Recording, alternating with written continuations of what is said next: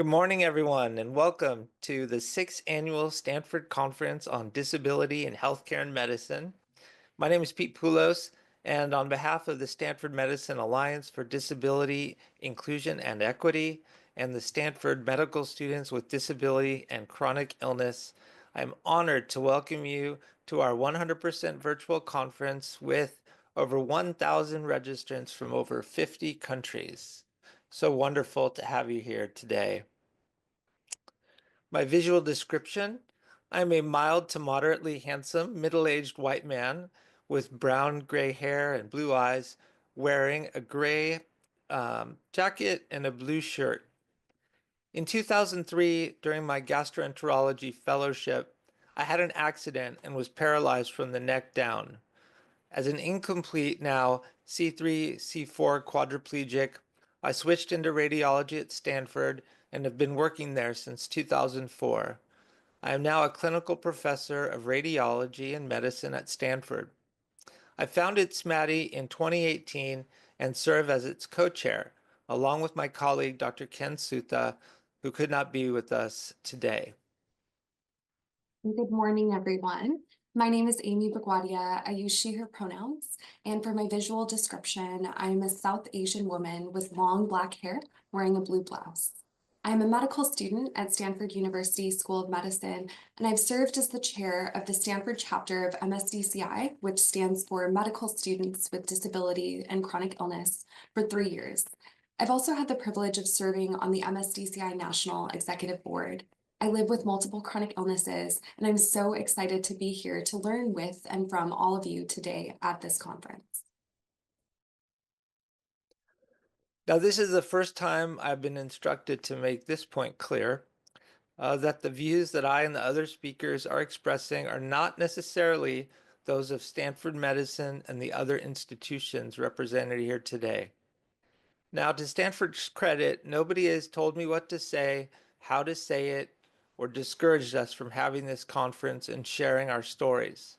And that's exactly what we intend to do today by being honest about the realities that we are currently facing.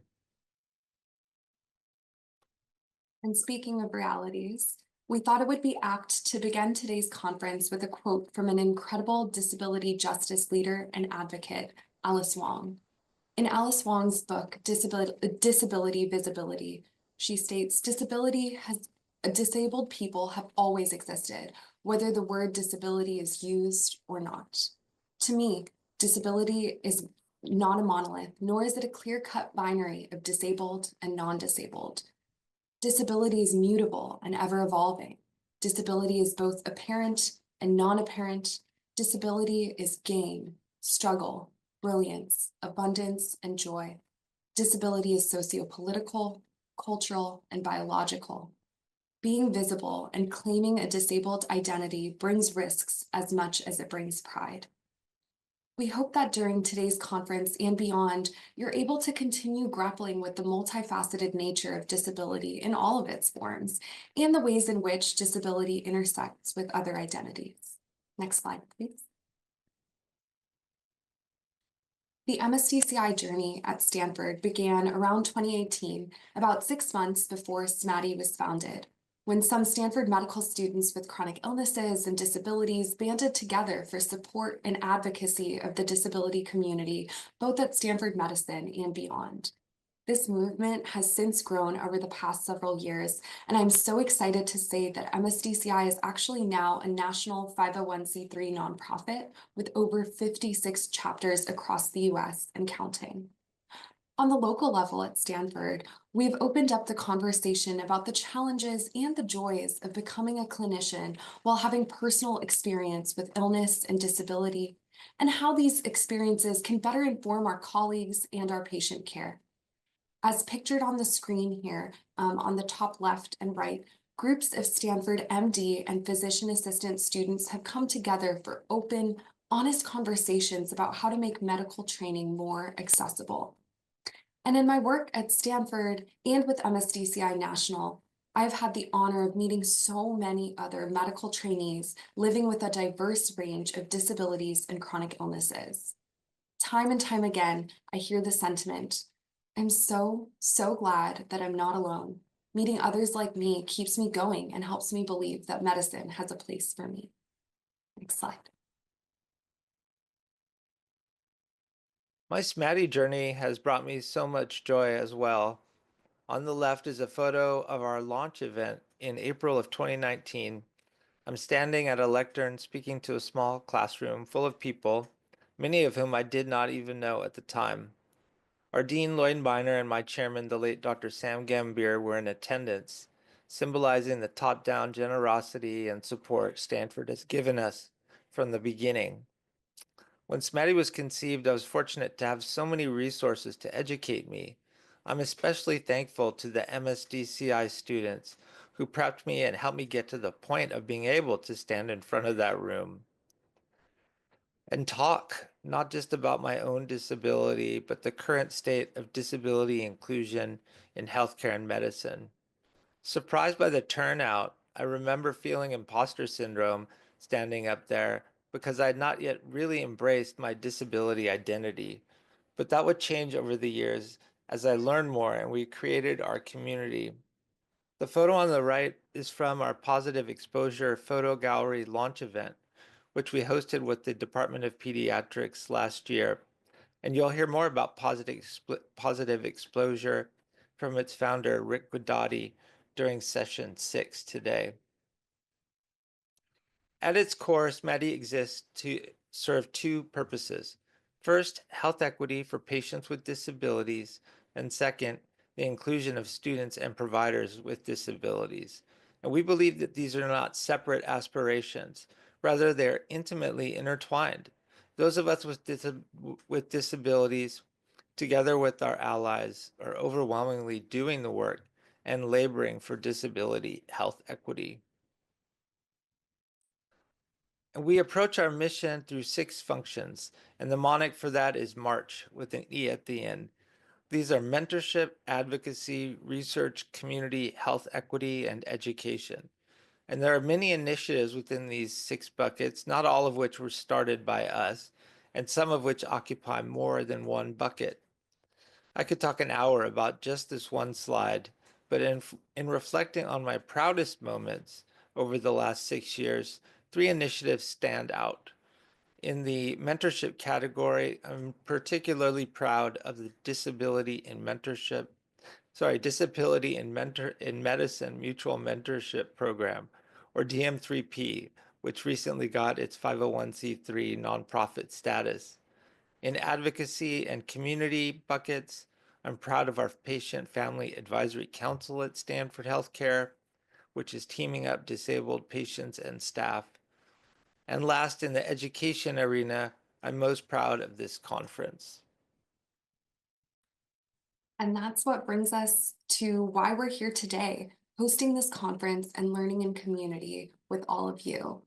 As already alluded to, we know that disabled people experience significant health disparities, and we also know that clinicians with disabilities remain severely underrepresented at all levels of medicine, from students to trainees to attendings and faculty.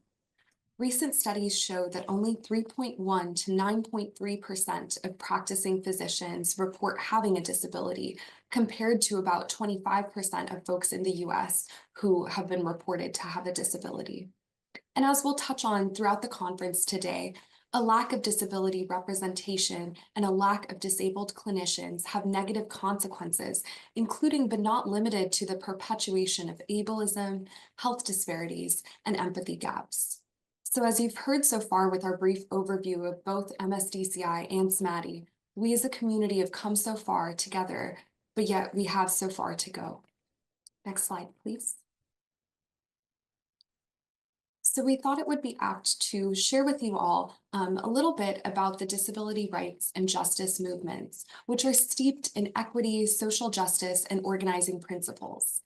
We find it's really important to remember how much time, money, and physical effort went into achieving our hard-won disability rights.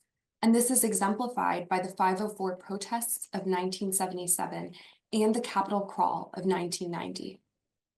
As some of you may know, Section 504 of the Rehabilitation Act was the first federal civil rights protection for people with disabilities and was signed into law in 1973. It prohibits discrimination against students with disabilities in programs that receive federal funding. Now, unfortunately, this act was not actually meaningfully enforced for the next few years after its passage. And this is what led to the 504 protests and sit-ins of 1977, which are pictured on the left of the screen here. This involved disabled demonstrators gathering in departments of health, education, and welfare offices across the US. And the protest in San Francisco lasted 26 consecutive days. And this was largely thanks to the assistance provided to the protesters by the Black Panther Party. And I love this story so much because it truly exemplifies the solidarity that folks from these groups had with and for each other. It's because of these efforts that regulations were ultimately signed and 504 was finally enforced. Now, pictured on the right of the screen here, you see the Capitol crawl in March of 1990. Disabled people abandoned their mobility aids at the base of the Capitol Hill steps and crawled their way up the stairs in order to demonstrate both how inaccessible architecture impacts people with disabilities and also how urgent it was to pass the Americans with Disabilities Act. And this played a huge role in what actually spurred the successful passage of the ADA in July of 1990, which notably received overwhelming bipartisan support in both the House and the Senate. Now, as many of you know, the ADA prohibits discrimination against people with disabilities in all areas of public life, and different parts of the ADA are enforced by the Department of Justice, the Equal Employment Opportunity Commission, the FCC, and others, which is why it's vital to protect these programs, especially in the present day. Next slide. We thought it would be disingenuous to have this conference in a vacuum and pretend like events swirling around us are not impacting us greatly. They are hitting us hard. Under the current administration, the attacks on equity, inclusion, and disability rights have intensified. This includes executive orders and threats to defund crucial organizations such as the Department of Education and the Social Security Administration, which will have devastating impacts on the supports provided to people with disabilities. From the enforcement of the Individuals with Disabilities Education Act, or IDEA, to disbursement of Social Security disability insurance benefits. There are also proposed Medicaid cuts, which would be financially devastating to so many in the disability community. And the threat to Section 504 with the Texas versus Becerra, now Texas versus Kennedy lawsuit, would roll back the progress that we fought so hard for over the past few decades.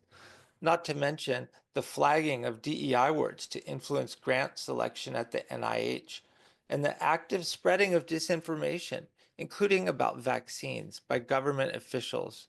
And this is just a small subset of the threats that we know about, but it is by no means an exhaustive list. And there are certainly more threats that the current administration is working on, and we must be prepared to address those. And we'll talk more about this in session 7 at the end of the day in the Disability Justice 2025 session. The only way forward is together in solidarity and community. And we recognize that we are all coming from different places and positionalities with varying degrees of acceptance and support from our local communities and institutions. But we encourage you to show up authentically in whatever ways feel accessible and right to you. The 10 Principles of Disability Justice by Sins Invalid are an incredible guiding framework that we encourage you to use moving forward, whether that's through individual relationship building, advocating to integrate disability within your school's curriculum, discussing concerns with your institution's leadership, supporting disability-led organizations, or calling your representatives and senators. Commend them for what they are doing right and with moral character, and express your indignation and dissatisfaction with those who are complicit with the administration and refuse to defend our rights.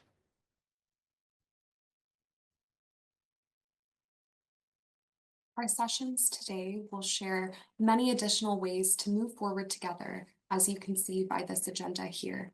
We will go through the next few slides fairly quickly, as all of this information can be found on the SMATI website and will be shared again throughout the day today. So as you can see from this agenda, we have 7 amazing sessions today, ranging from 8 a.m. to 3:45 p.m. Pacific time. All of these will delve more into the topics that we just touched on. Next slide.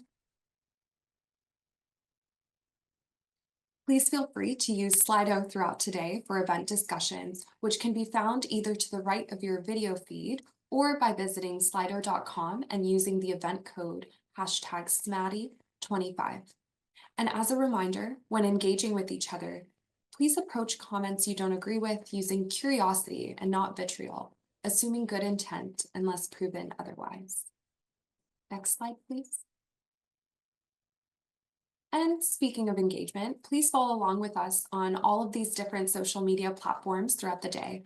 I know several organizations and individuals are engaging virtually via Blue Sky, Twitter, Instagram, and so many more. And we encourage you to tag us in your posts using these handles. On most things, we are at Stanford SMATI or at Stanford Med ADIE. A hashtag we recommend you also use is #SMATI2025. Next slide. We encourage you to visit the Docs with Disabilities Initiative and their various programs. And we commend Dr. Lisa Meeks, our keynote speaker, for all that she has done with and for us in this space.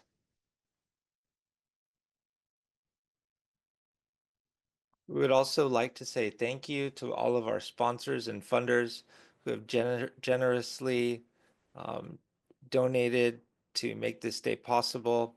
And we'd also like to thank especially the NBME, who has generously awarded a grant to SMATI to help fund this conference.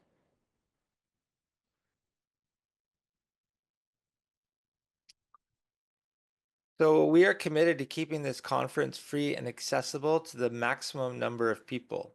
We only ask that those of you who can donate according to your financial means. Donations to sponsor this conference will not only enable us to produce and broadcast, but also keep our programs going throughout the year. To those of you who have already donated, thank you so much. And to those of you who have not, please consider doing so. The information to donate is in the chat and using this QR code as well. And our hope is that the insights and connections formed today will extend well beyond this gathering, inspiring continued dialogue, collaboration, and meaningful action. And with that, we will end the slideshow.